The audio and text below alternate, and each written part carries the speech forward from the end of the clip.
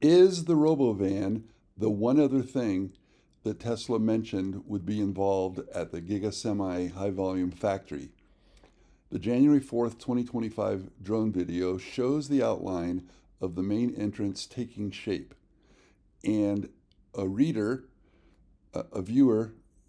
pointed out that it looks an awful lot like the Robovan. What do you think? Is this a Tesla Easter egg hinting that the other thing that was mentioned when this specific and separate factory construction was announced is in fact the Robovan?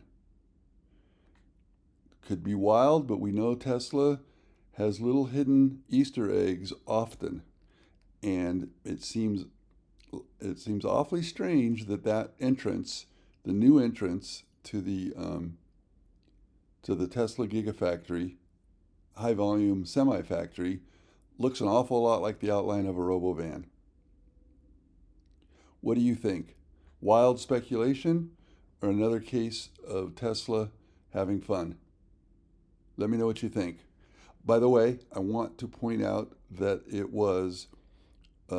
I need to give credit to Hogue on X, @I am John Hogue, for first pointing this out. Thanks.